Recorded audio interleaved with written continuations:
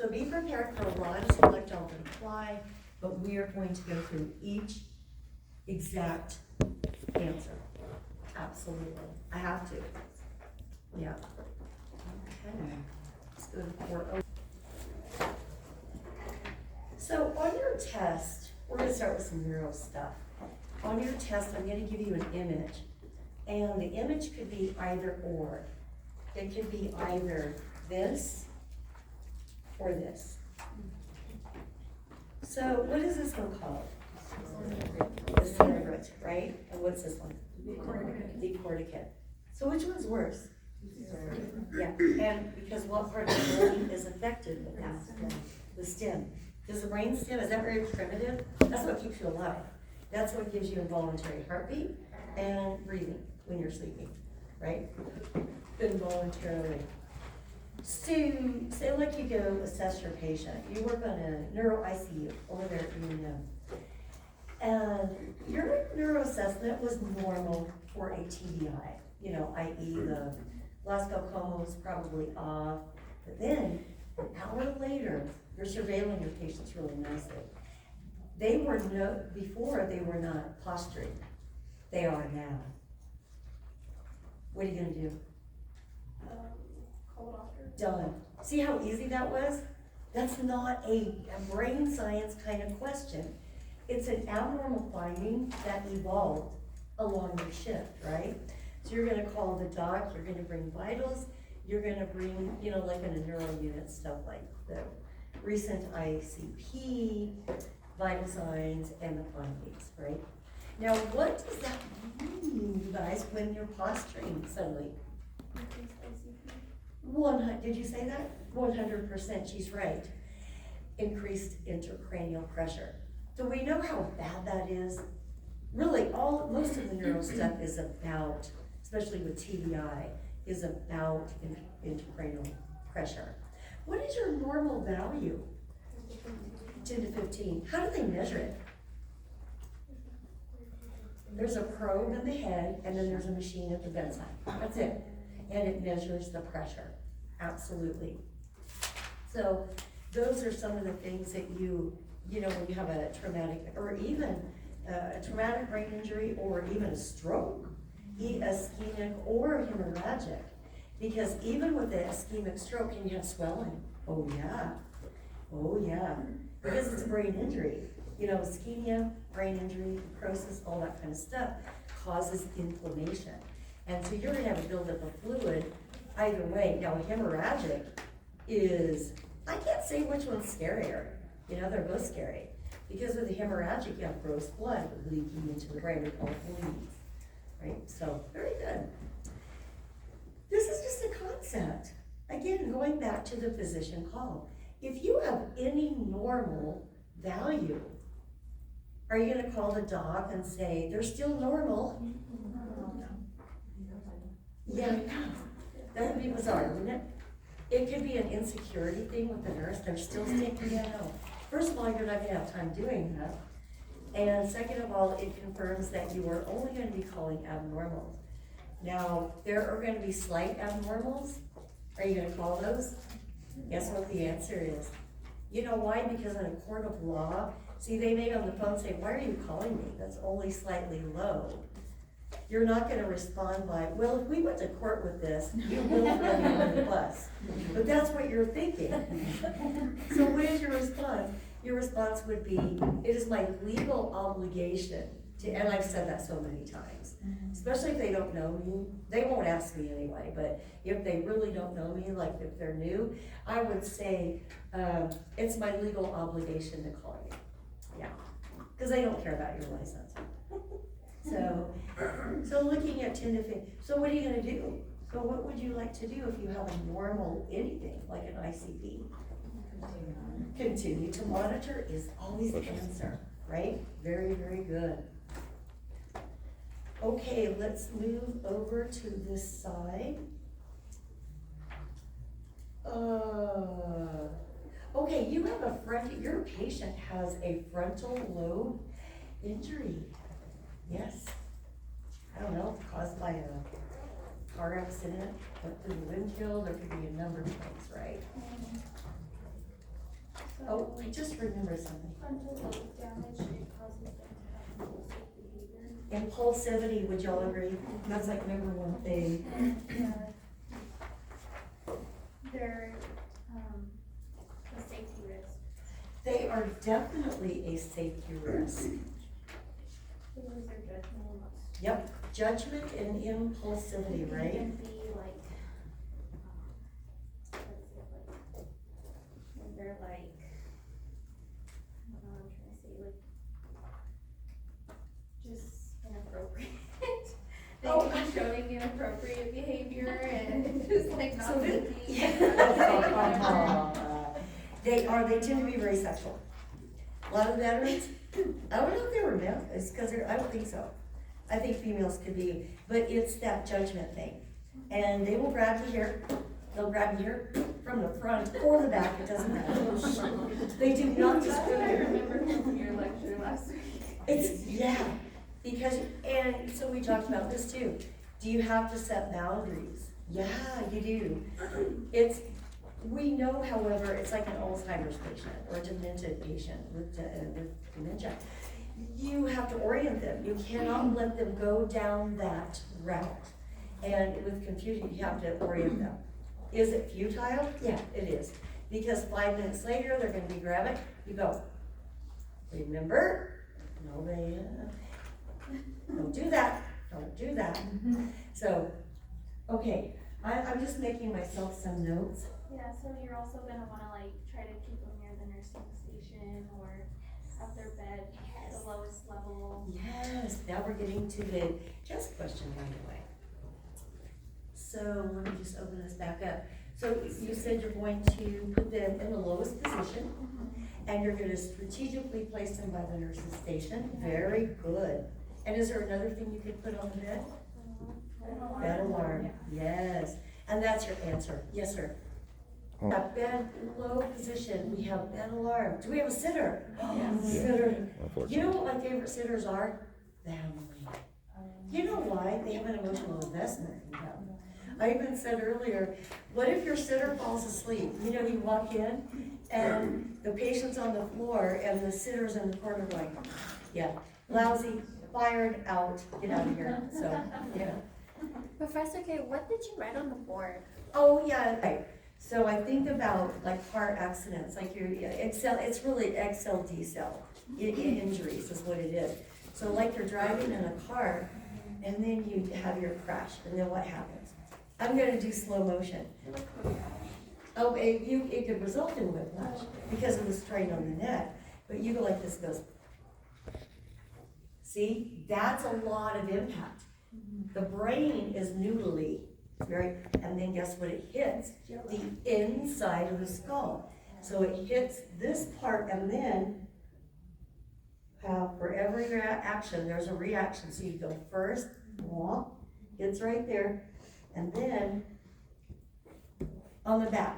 So it's like taking the brain and going like this, pretty much.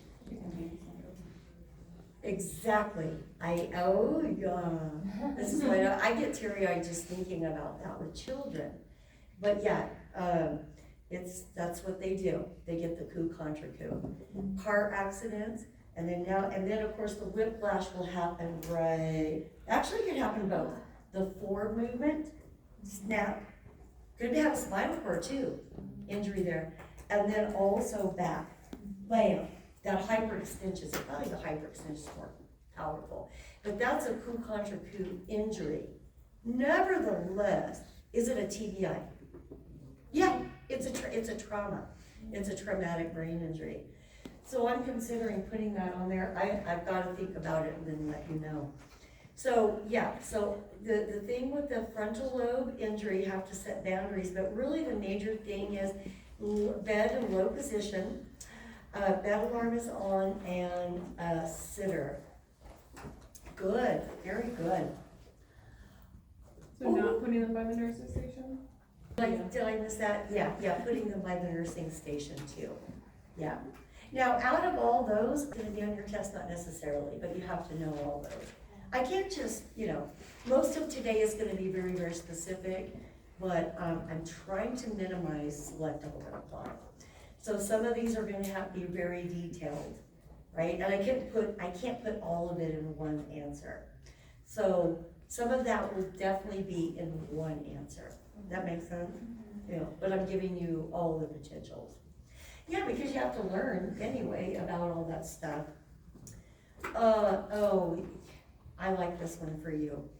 I'm gonna, speaking of what we were doing earlier, I'm gonna give you some findings.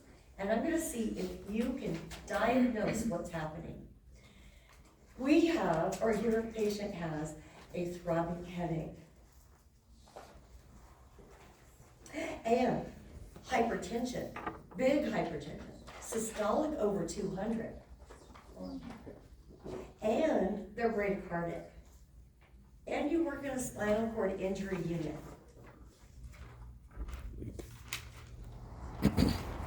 What are they experiencing? And we have some smiles over here.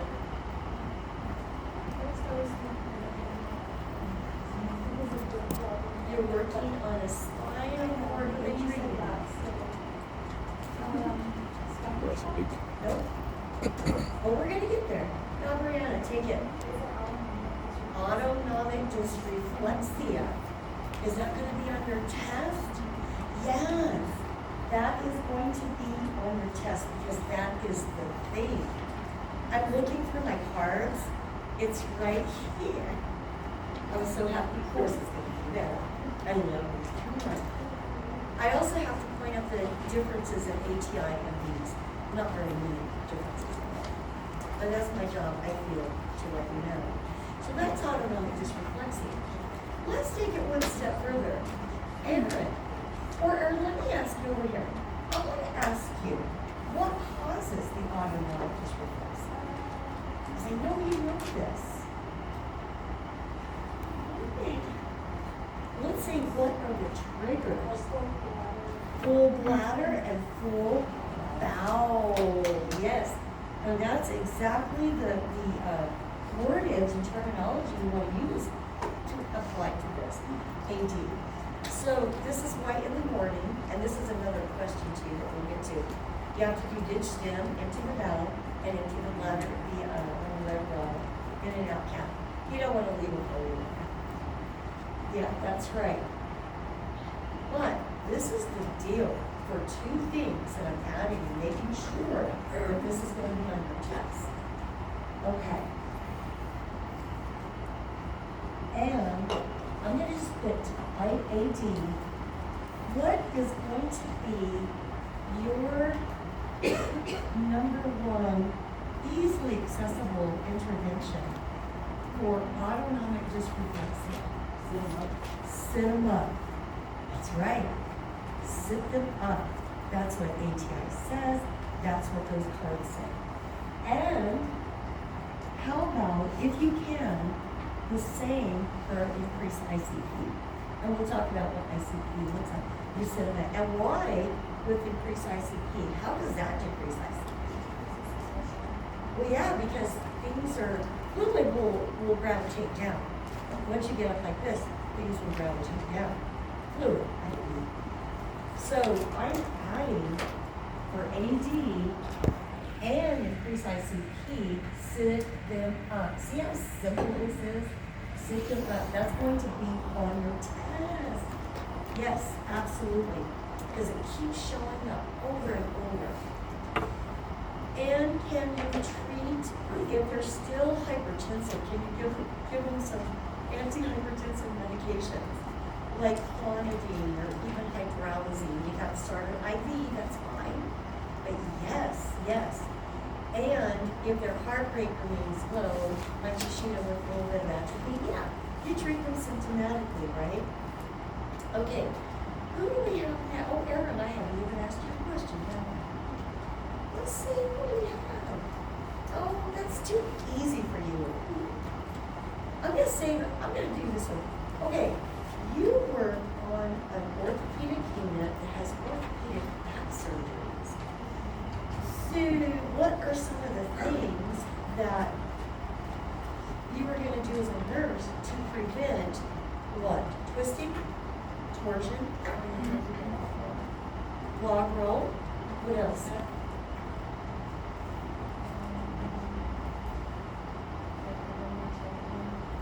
Yeah, don't, it teach them not to go like this. Oh, antispasmodics, good. Oh, yes, that's right, because they're you mobility experts. Yes, you are. I mean, not. You are not, sorry. You are not. So PT's got to be the, it's an order that says about PT, evaluate, treat, right? So PT has to get to the first. We long roll them, so we don't do torsion on our spine. Allow for plenty of pain meds and antispasmodics. Do they have pain tolerance or opioid tolerance? Why? For years. Oftentimes they have to have several different surgeries, right? So they have been on opioids for a long time. They addicted? Oh man. They're dependent. They're tolerant along with that. So we've got to allow for probably additional extra pain meds and antispasmodics. Good. Oh, and yes, after PT does their evaluate and treat, when you now can get them up to ambulate them, what must they be wearing? Corset, right? What's that corset going to do for them? Stabilize that spine. It has to stay. Can you cause a spinal cord injury if you're not thinking about these things? Absolutely, 100%. Okay, very good. Let's go to Julie. Hello, Julie. You are,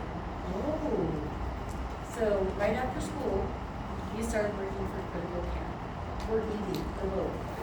And now you want to fly in the chopper, or the plane. And so you did all the certifications, you say, emergency meds, field medicine. You go out to a field and you have a patient. Now these patients you're going to actually encounter in the ED, ultimately, right? So you can have a lot of crossover care. When you see that patient, what are you worried about the most? Yeah, that's all she had to say. That's all she had to say was airway. Fabulous. Are they breathing? How hard was that? And then, what's the second thing?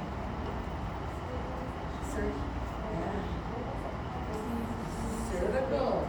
C-spine. Yeah, so C-spine immobilization. We confirmed in earlier classes that if I ever worked in the field, like a paramedic, now I did a lot of Army stuff, right? But what's the thing that scares you the most? What's the thing that scares you the most? Is when you have to move them. Would y'all agree? Because you know you have to. You can't leave them all gnarled up in a ball. You've got to move. There's a protocol, an action protocol for moving that patient so you do not cause permanent disability or a spinal cord injury if they don't already have that. So exactly right. So airway's number one. Then we contend with the spinal or the C-spine immobilization. And then the third thing would be, I don't know, I think their protocol may be neuro next. Circulation. How about some ABCs? Yes. Are they have neurogenic shock? That's the next thing I would be thinking. And so you just take it from there, but airways number one. Hey, that's a free one. That's too easy. Shall we expect 100% on that one? Yes. I'm certainly hoping so. The next one. Donna, this is for you. You have a person, I'm going to describe the findings and tell me what you think is happening. So, patient comes in. Stroke. Easy. Now, what if it's but nothing below? Could it still be? Yeah. Here's our differential. Could it be Bell's palsy or stroke? But what diagnostic are you going to throw at them to prove either way? what kind of CT? Non-contrasted CT. This gets deeper, but guess what? The board is not deeper than that. It's, and CMF, it's a non-contrasted CT. Are you going to be doing any intervention before you get that CT done? Nope. You're going to be asking, so you get orders. Are you going to get some captains in there? You're going to have 2 or 3 captains maybe. ER doc, neurologist, and maybe PA that wants to throw in 2 cents. Who are you going to be listening to that at that point? Exactly. Once you've done the consult, once they've done the consult, neuro is my person to go to. And because you're going to get all kinds of stuff. You're going to get antihypertensive meds, you're going to get aspirin orders, you're going to get all kinds of heparin. And you're going to go, no, I don't even know what kind of stroke it is. Aren't you? You have to. You have to say, no, I'm not going to give this yet because I don't know what kind of stroke it is. Do you? No. But go to the neurologist. That has to come out. Now, you have confirmed that it is a hemorrhagic stroke. You're now looking at their medication list. Which one of those medications concern you the most? I mean, just think logically. A hemorrhagic. That's right. And what classification of drugs would make it more bleeding? You can do this, you got this. What makes you bleed? Yeah. Anticoagulants, right? Give me anything. Could be Plavix, could be aspirin, could be clopidogrel, could be Coumadin, could be anything. OTC aspirin, do they think it's benign? Yeah. Patients, aspirin's like, hey, I'm taking it your whole life. Yeah, but now that you've left your head, it's not a good thing. Or now that you've had a stroke, it's not a good thing. So, yeah, would y'all agree, anticoagulants? And don't you love a family member who brings in everything? What a treat. They bring in the POA, they bring in the med list, they bring in all of their, documents and color coded. That's my kind, and it's usually the wives that do that. I'm like, oh my God, this is a godsend. And then they also bring in their living will, to make sure that we can code them or not. Does that always happen?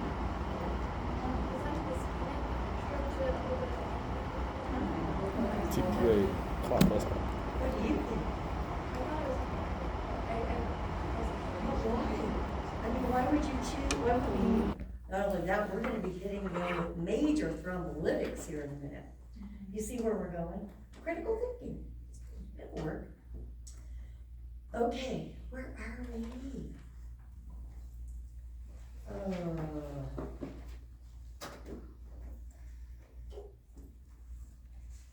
We've already talked about the non-contrasted CT. That's always going to be on our test. Easy stuff. Okay. So, what the heck? Okay, what's a window of opportunity? So we're going to be getting TPA maybe, right? Is it a maybe?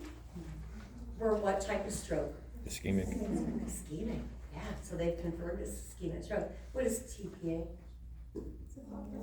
It's a clot buster. I love that. It's like, that's a clot buster. Really is.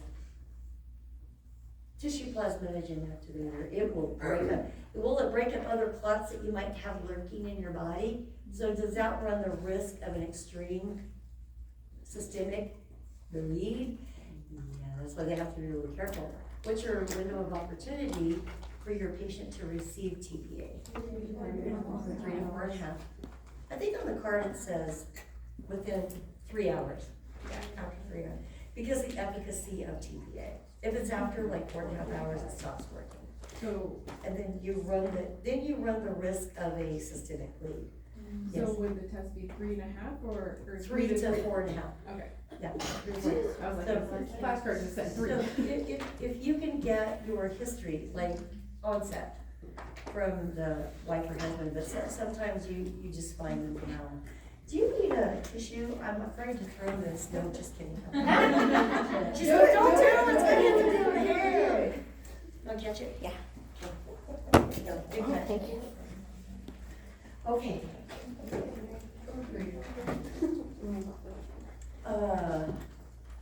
So yeah, so definitely watch your window of opportunity. Now, some urologists will push it a little bit more depending on the age and the condition of the patient, but that's your typical textbook answer there. All right. Oh, yeah. You answered right or no? No. I have not asked you, okay. I do, oh yeah, we were talking about this, we were going back and forth with this answer, or this question. Oh, and it was confirmed by a student, yeah, and I've known this for years and years. So, and we're talking primarily an ischemic stroke. How are you going to, so you have a diagnosis of an ischemic stroke, how are you going to ensure that you get some adequate perfusion to the brain?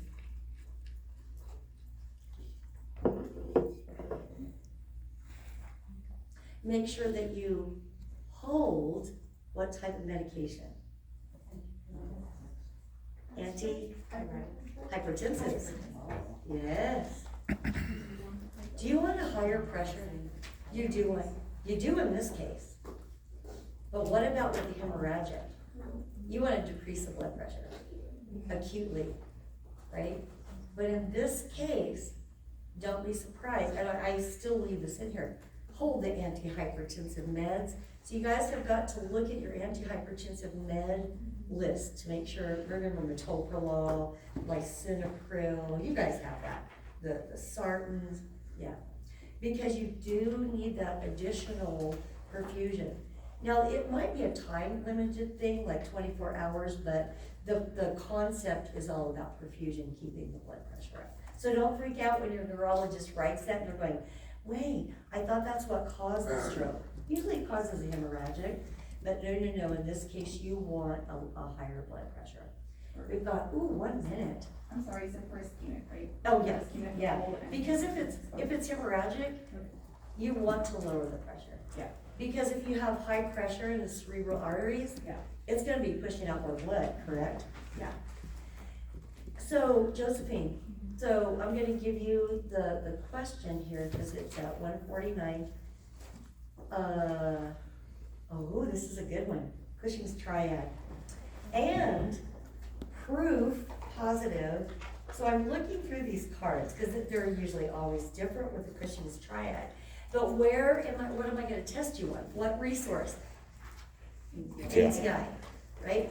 So, Cushy. Cushing is this one's going to be Cushing's triad, yeah. So this is the neuro aspect of everything. Shall we take a break? All right, so I'm gonna send the, farm study focus. I'll see what I did, let me open it so everyone has it.